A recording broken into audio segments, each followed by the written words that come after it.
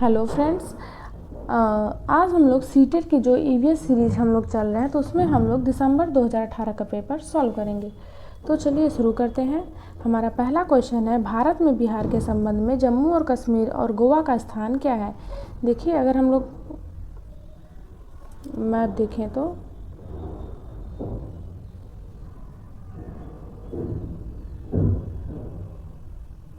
देखिए यहाँ पे क्या है, जम्मू एंड कश्मीर है, यहाँ बिहार है और यहाँ गोवा है। तो क्या पूछ रहा है कि बिहार के संबंध में जम्मू एंड कश्मीर।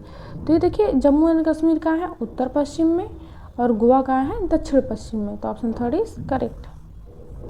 नेक्स्ट, इनमें से किस परिस्थिति में वाष्पीकरण की प्रक्रिया सबसे धीमी होगी। सतह क्षेत्र और तापमान दोनों में वृद्धि होती है। अगर देखिए दोनों वृद्धि होगी तो वाष्पीकरण की प्रक्रिया तेज होगी। सतह क्षेत्र बढ़ता है लेकिन तापमान घटता है। सतह क्षेत्र घटता है और तापमान बढ़ता है। सतह क्षेत्र और तापमान दोनों घटता है। अगर सतह क्षेत्र और तापमान दोनों घटा देंगे तो वाष्पीकरण की प्रक्रिया क्या हो जाएगी, स्लो हो जाएगी। नेक्स्ट, स्थानों, दूरियों और दिशाओं के सापेक्षिक स्थिति को समझने की क्षमता क्या है। दिशात्मक कौशल, मानचित्रण कौशल, स्थिति कौशल या ग्राफिक कौशल। तो इसका राइट आंसर क्या हो जाएगा, मानचित्रण कौशल।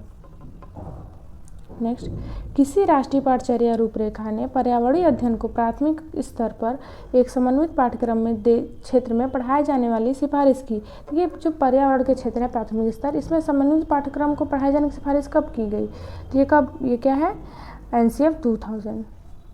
ठीक है। नेक्स्ट, भारत में किस क्षेत्र में स्थानांतरण खेती की प्रथा है। उत्तर पूर्वी क्षेत्र, दक्षिणी क्षेत्र, उत्तर पश्चिमी क्षेत्र, दक्षिण पूर्वी क्षेत्र। तो ये कौन सा हो जाएगा, पहला, उत्तर पूर्वी क्षेत्र। इनमें से कौन सा कथन नदी बांधों से उत्पन्न जल विद्युत के लिए सही नहीं है। बांध स्थायी विकास को प्रोत्साहित करते हैं, यह पानी या हवा को प्रदूषित नहीं करता है, जल विद्युत सुविधाओं के बड़े पर्यावरण प्रभाव हो सकते हैं, या बांध स्वदेशी लोगों को उनकी नदी जीवन रेखा से विस्थापित करते हैं। इसका राइट आंसर क्या हो जाएगा, फर्स्ट, बांध स्थायी विकास को प्रोत्साहित करते हैं। ये क्या है, सही नहीं है। ठीक है, बाकी सब क्या है, सही है। नेक्स्ट, इनमें से ग्रीन हाउस गैस कौन सी है। कार्बन डाइऑक्साइड, मीथेन, जलवाष्प या उपरोक्त सभी। तो किसमें से सभी हैं। और भी क्या क्या है, CFC हो गया, O3 हो गया, ठीक है, N2O हो गया। ये सब क्या है, ग्रीन हाउस गैसेस है। नेक्स्ट, भारत में शीत रेगिस्तान मानसून से प्रभावित क्यों नहीं होते हैं। शीत रेगिस्तान में गर्म ग्रीष्मकाल और अत्यधिक शीत सर्दियाँ होती हैं। शीत रेगिस्तान हिमालय के वृष्टि छाया क्षेत्र में स्थित है। शीत रेगिस्तान में वायु बहुत शुष्क और होती है। शीत रेगिस्तान बहुत ऊंचाई पर होते हैं। देखिए, रेगिस्तान, भारत में शीत रेगिस्तान मानसून से प्रभावित क्यों नहीं होती है। तो इसका रीज़न है कि शीत रेगिस्तान हिमालय के वृष्टि छाया क्षेत्र में पाया जाता है। नेक्स्ट, ताजमहल के पीले करने के लिए निम्नलिखित में से कौन जिम्मेदार है। Nitrogen dioxide, sulphur dioxide, sulphur या क्लोरीन। तो इसका राइट आंसर हो जाएगा sulphur dioxide. Option 2 is correct. Next, Golconda किले का निर्माण किसने कराया था। चोल राजवंश, चालुक्य राजवंश, काकतीय राजवंश या पल्लव राजवंश। तो इसका राइट आंसर हो जाएगा काकतीय राजवंश। नेक्स्ट, 15 ग्राम मिलीलीटर के घनत्व और 3 मिलीलीटर के आयतन वाली वस्तु का द्रव्यमान क्या हो गया। देखिए, घनत्व बराबर क्या होता है, द्रव्यमान बटे आयतन। अगर घनत्व कितना दिया है 15, द्रव्यमान पूछ रहा है और आयतन कितना दिया है 3, तो द्रव्यमान कितना हो जाएगा 45 gram. Option 2 is correct. Next, इनमें से कौन एक अदिश राशि है। द्रव्यमान, गुरुत्वाकर्षण, संवेग या भार। इसमें से कौन सी अदिश राशि है, द्रव्यमान। देखिए, अदिश राशि क्या होती है, यानी स्केलर क्वांटिटी। ठीक है, स्केलर क्वांटिटी क्या होती है कि इसमें केवल परिमाण यानी मैग्नीट्यूड होता है, डायरेक्शन नहीं होता है। जबकि वेक्टर क्वांटिटी में क्या होता है, मैग्नीट्यूड और डायरेक्शन दोनों होते हैं। नेक्स्ट, ऐसी वस्तु जिसमें किसी प्रकाश की किरण नहीं गुजर सकती है उसे कहा जाता है अपारदर्शी, पारभासी, पारदर्शी या उत्तर। इसे क्या कहा जाता है, अपारदर्शी, ओपेक। नेक्स्ट, पृथ्वी की सतह पर किसी वस्तु का भार क्या होगा जिसका द्रव्यमान चंद्रमा की सतह पर 10 kg है। देखिए, भार बराबर क्या होता है, mg। m कितना है 10, क्योंकि भाई द्रव्यमान नहीं बदलता, और g का मान कितना आता है 9.8।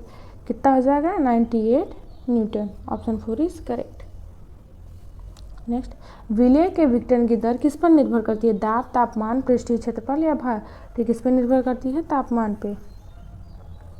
नेक्स्ट, सुषमा चाहती है कि उनके छात्रों को पेड़ों के संरक्षण के प्रति संवेदनशील किया जाए। ऐसा करने के लिए इनमें से कौन सी सबसे उपयुक्त रणनीति है? कक्षा में वाद विवाद का आयोजन करना, समूह चर्चा करना, पोस्टर बनाना, या एक पौधे को अपनाने और उनका पोषण करने में बच्चों की मदद करना। इसका राइट आंसर हो जाएगा डी, एक पौधे को अपनाने और उनका पोषण करने में मदद करना। नेक्स्ट, अभय ने अपने छात्रों को उन रोगों पर समूहों में एक सर्वेक्षण करने के लिए कहा जिनसे उनके पड़ोस के लोग पीड़ित थे। पाठ्यपुस्तक में सर्वेक्षण का उल्लेख नहीं है। इस शिक्षण अधिगम रणनीति के लिए कौन सा विकल्प प्रासंगिक नहीं है? इसने समुदाय के साथ बातचीत करने का अवसर प्रदान किया, इससे बच्चों को वास्तविक जीवन के साथ सीखने में सहायता की है, इसने बच्चों को डेटा हैंडलिंग को समझने और साथ काम करने में सक्षम बनाया, या इससे समुदाय को उन बीमारियों के बारे में समझने में मदद मिली जिनसे वे पीड़ित थे। तो इसका राइट आंसर क्या हो जाएगा? 4, क्योंकि यही क्या है? प्रासंगिक नहीं है। नेक्स्ट, आपातकालीन स्थितियों के बारे में बात करने के लिए प्रिया ने किसी भी आपात स्थिति का सामना करने पर बच्चों के अनुभव पूछे। बच्चों ने आग, बिजली के झटके और सड़क दुर्घटना के साथ अपने अनुभव सुनाए। उसने सवाल पूछे, उनकी मौजूदा समझ का आकलन किया और समाचार पत्रों से सड़क सुरक्षा विज्ञापनों जैसे संसाधनों का उपयोग करते हुए सुरक्षा पहलुओं पर चर्चा की, और क्रमशः आग और बिजली के झटके पर सुरक्षा दिशा निर्देश पर चर्चा करने के लिए एलपीजी और बिजली बिल का भी उपयोग किया। प्रिया द्वारा नियोजित सबसे उपयुक्त दृष्टिकोण कौन सा है? संज्ञानात्मक दृष्टिकोण, प्रयोगात्मक दृष्टिकोण, पूछताछ दृष्टिकोण या मानवतावादी दृष्टिकोण? ये कौन सा दृष्टिकोण है? पूछताछ दृष्टिकोण। नेक्स्ट, समुदाय एक महत्वपूर्ण शिक्षक और अधिगम संसाधन है क्योंकि यह सस्ता और सुलभ है। बुजुर्ग लोग बुद्धिमान होते हैं और उनके पास समय होता है। यह एक वास्तविक परिस्थिति में सीखने का अवसर प्रदान करता है। मैं समुदाय में उपलब्ध समस्त ज्ञान को कोई भी अनायास ही स्वीकार कर सकता है। तो इसका राइट आंसर क्या हो जाएगा? 3, यह एक वास्तविक परिस्थिति में सीखने का अवसर प्रदान करता है। नेक्स्ट, ईवीएस शिक्षण अधिगम में कक्षा के शिक्षण को स्कूल के जीवन से जोड़ने और समृद्ध करने का तात्पर्य है पाठ्यपुस्तकों से परे जाना, पाठ्यपुस्तक को वैश्विक पर्यावरणीय मुद्दों को चिंताओं से जुड़ना, ये नहीं। पूरे विद्यालय का दृष्टिकोण या पाठचर्या से परे जाना। देखिए, तो इसका राइट आंसर क्या हो जाएगा? पाठ्यपुस्तकों से परे जाना। ठीक है। नेक्स्ट, तीसरी कक्षा के छात्रों के लिए रमा ने सिखाया है कि एक पिता, माता और उनके बच्चे एक एकल परिवार का गठन करते हैं। यदि दादा दादी और अन्य रिश्तेदार साथ रहते हैं तो यह विस्तारित परिवार है। आप इस बारे में क्या सोचते हैं? यह एक परिवार की गलत परिभाषा है। रमा अपने छात्रों के प्रति असंवेदनशील है।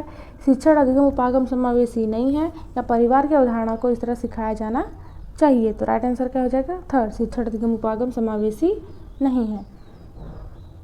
नेक्स्ट, ईवीएस कक्षा में निम्नलिखित में से कौन सी गतिविधि होती है? चित्र पढ़ना, मैदान में जाना, ब्लैक बोर्ड का उपयोग, उपरोक्त सभी। तो इसमें से क्या हो जाएगा? उपरोक्त सभी। नेक्स्ट, पर्यावरण अध्ययन का पाठ्यक्रम बच्चों को समग्र रूप से सीखने की ओर ले जा सकता है यदि यह समन्वित हो, समावेशी हो, विषयगत हो या उपरोक्त हो। तो इसका राइट आंसर क्या हो जाएगा? यह पूरा, उपरोक्त सभी। ईवीएस पाठ्यपुस्तक में सपेरे पर एक अध्याय है। इसका उद्देश्य बच्चों को निम्नलिखित में से किसके लिए जागरूक करना और संवेदनशील बनाना है? यह एक गैर कानूनी कार्य है। सपेरों के लिए, क्योंकि बच्चों इन दिनों अक्सर उन्हें नहीं देख सकते। सपेरे सांपों को नुकसान नहीं पहुंचा सकते और उन्हें अपने आजीवन से वंचित करने से पहले इसके लिए उन्हें विकल्प प्रदान करने की आवश्यकता है। तो राइट आंसर क्या हो जाएगा? 3। नेक्स्ट, स्कूल में मध्याह्न भोजन के समय के लिए सबसे अधिक प्रासंगिक कौन सा है? इसका शिक्षण अधिगम से कोई लेना देना नहीं है। यह ईवीएस शिक्षण अधिगम के लिए एक अच्छा शिक्षण अधिगम अवसर है। यह उन बच्चों के लिए है जो स्कूल में खाली पेट आते हैं, या यह शिक्षण अधिगम को बहुत कीमती समय बर्बाद करता है। तो ऑप्शन 2 इज करेक्ट। नेक्स्ट, पर्यावरण अध्ययन के संदर्भ में बच्चे बिना बोझ के का क्या अर्थ है? स्कूल बैग का कम हो बोझ, ईवीएस पाठ्यपुस्तकों में अध्यायों की कम संख्या, अनावश्यक भार को कम करने की आवश्यकता, या ईवीएस पाठ्यपुस्तकों को आधा करने की आवश्यकता। तो राइट आंसर क्या हो जाएगा? 3, अनावश्यक भार को कम करने की आवश्यकता, लर्निंग विदाउट बर्डन।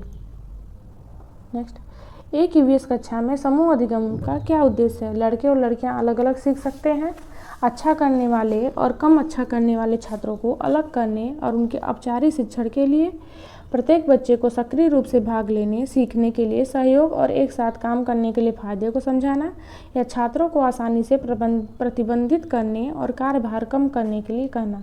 देखिए इसमें क्या पूछ रहा है कि समूह अधिगम का क्या उद्देश्य है। तो इसका राइट आंसर हो जाएगा थर्ड, प्रत्येक बच्चे को सक्रिय रूप से भाग लेने, सीखने और सहयोग के साथ काम करने के लिए फायदों को समझना। नेक्स्ट, बाला का पूर्ण रूप क्या है। Brain aided learning assignment, braille as learning aid, building as learning aid या ब्रेल एडेड लर्निंग असेसमेंट। इसका राइट आंसर क्या हो जाएगा, बिल्डिंग एज लर्निंग एड। वैकल्पिक रूपरेखा का क्या अर्थ है। विभिन्न भौतिक घटनाओं की पाठ्यपुस्तक की व्याख्या। विचार जो अवधारणाओं की औपचारिक रूप से स्वीकृत व्याख्याओं से भिन्न होते हैं। वर्तमान में वैज्ञानिकों और सामाजिक वैज्ञानिकों द्वारा आयोजित विचार, या सभी विचार जो दृढ़ता से बच्चा द्वारा आयोजित किए जाते हैं। तो राइट आंसर क्या हो जाएगा, सेकेंड, विचार जो अवधारणाओं की औपचारिक रूप से स्वीकृति व्याख्याओं से भिन्न होते हैं। नेक्स्ट, महिलाएं पुरुषों की तुलना में कमजोर हैं। यह एक है मिथक, वैज्ञानिक तथ्य, रूढ़िबद्ध धारणा या अंधविश्वास। देखिए महिलाएं पुरुषों की तुलना में कमजोर है, यह क्या है, ये मिथक है। Option A is correct. तो आज के लिए इतना ही, धन्यवाद।